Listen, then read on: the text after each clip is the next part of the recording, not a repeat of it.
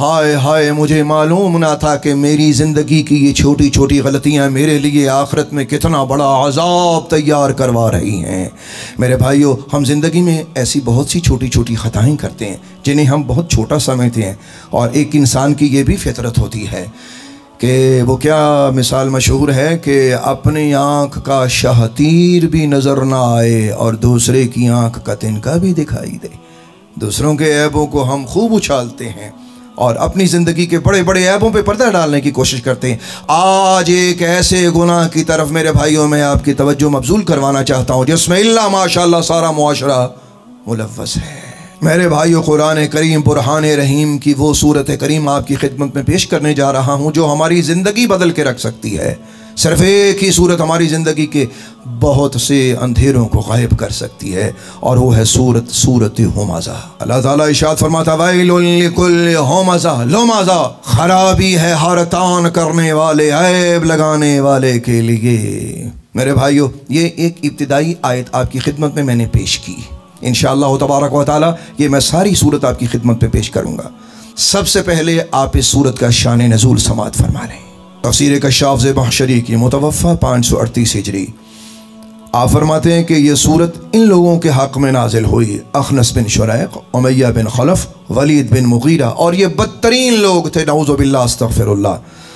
جامع البیان تفسیر طبری متوفہ 310 ہجری، آپ لکھتے ہیں کہ ایک اور شخص بھی اس میں شامل ہے، جمیل بن عامر جمحی۔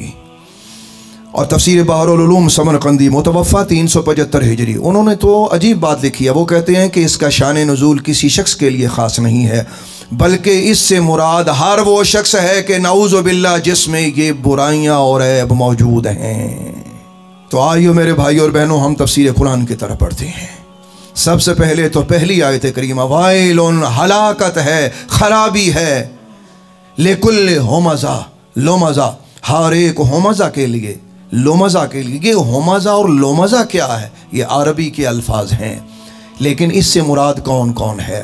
اس میں بہت سی تفسیریں الحمدللہ تبارک و تعالی میرے پیش نظر ہیں، ان میں سے میں کچھ آپ کی خدمت میں پیش کرنے جا رہا ہوں۔ تفسیر زاد المسیر علامہ ابن جوزی کے متوفہ 597 ہجری، آپ فرماتے ہیں کہ یہ ہمزہ اور لمزہ اس میں 7 اقوال ہیں۔ قول نمبر 1، ہمزہ سے مراد غیبت کرنے والا، لمزہ سے مراد کسی کی عیب نکالنے والا، اور یہ حضرت ابن عباس کا قول ہے۔ نمبر 2، ہمزہ وہ ہوتا ہے جو کسی کے سامنے اس کی برائیاں بیان کرے، اور لمزہ وہ ہوتا ہے جو پیٹھ پیچھے برائیاں بیان کرتا ہے، یہ حضرت ابو العالیہ کا قول ہے۔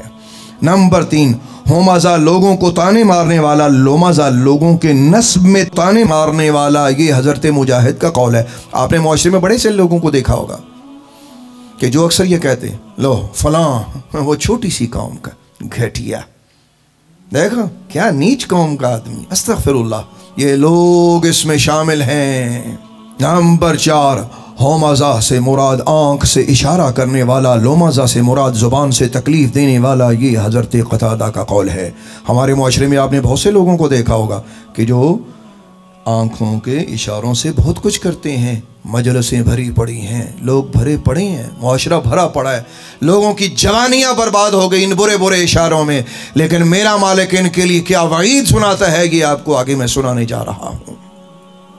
نمبر 5، ہمزہ سے مراد لوگوں کو ہاتھوں سے ناحق مارنے والا، اور لمزہ سے مراد لوگوں کی زبان سے عزتیں اچھالنے والا، یہ حضرت ابن زید کا قول ہے۔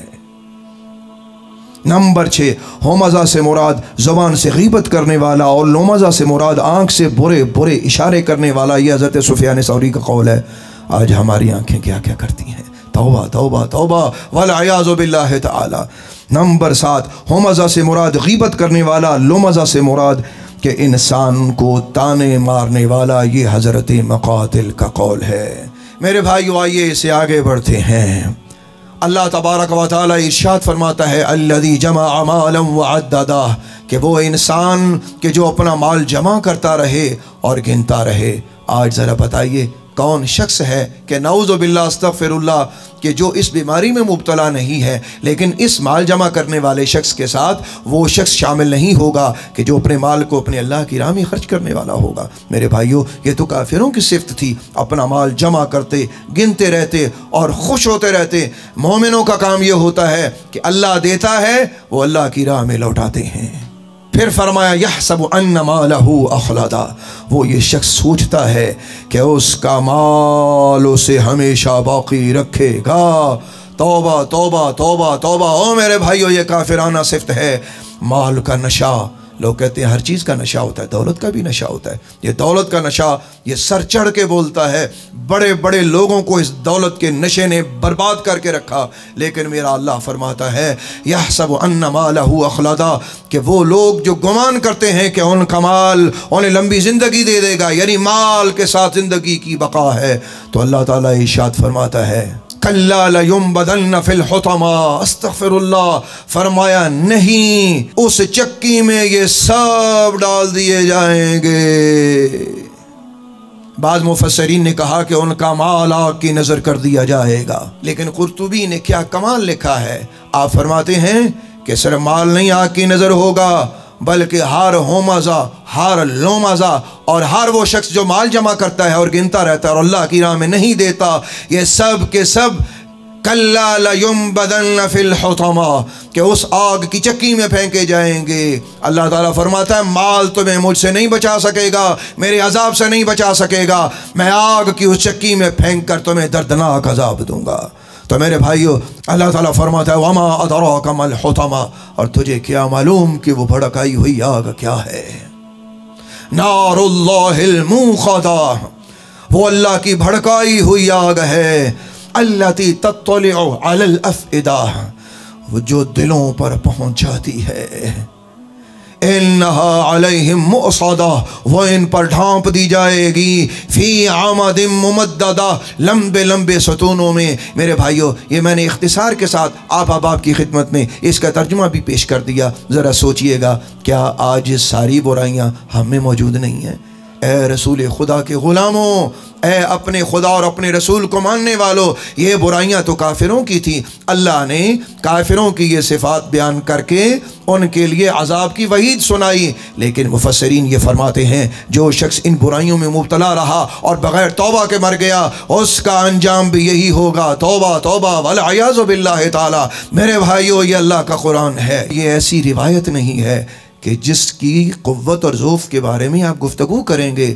یہ اللہ کا لا ریب کلام ہے، لا ریب کلام ہے۔ میرے بھائیو، اس صورت سے ہم نے کیا سیکھا؟ ہم نے نہ تانے مارنے والا بننا ہے، ہم نے نہ غیبت کرنے والا بننا ہے، نہ آنکھ سے برے اشارے کرنے والا بننا ہے، نہ لوگوں کے نسب میں تانے مارنے والا بننا ہے، نہ ہم نے مال اکٹھا کر کے کافروں کی طرح رکھنا ہے، استغفر اللہ، نہ ہی ہم نے ایسا بننا ہے کہ ہم اللہ کی راہ میں نہ دینے والے ہوں۔ اور سنیے، اگر ہم ایسے ہوئے، میرے بھائی اور بہنوں، تفسیر قرطبی میں اسی سورت کی تشریح میں ایک حدیث رسول نقل ہے، آپ کی خدمت میں پیش کرتا ہوں۔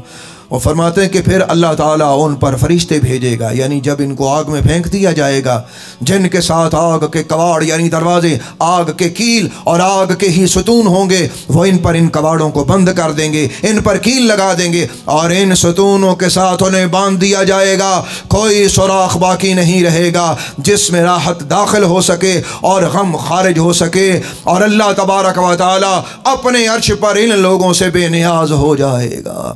میں اپنے رب سے یہ دعا کرتا ہوں، اے بے نیاز، اے رب صمد، تو اپنے بندوں کی پرواہ کرنے والا ہے۔ یا اللہ، ہمیں ان عیبوں سے چھڑا، یا اللہ ان خطاؤں سے ہماری جان چھڑا دے۔ اے اللہ، ہم تو چھوٹی سی اس دنیا کی آگ کا سامنا نہیں کر سکتے، اور جو آگ تو نے ہزاروں سال سے دہکائی ہوئی ہے، میرے اللہ، ہم اس کا سامنا نہیں کر سکتے، ہمیں معاف فرما دے۔ میرے بھائیو، اگر آپ کو لگے کہ یہ لازمی پیغام ہے تو اسے پھیلا دیجئے، رسول خدا کی ساری امت تک پھیلا دیجئے۔ اللہ تعالی آپ کا، ہمارا، ہم سب کا حامی و ناصر ہو۔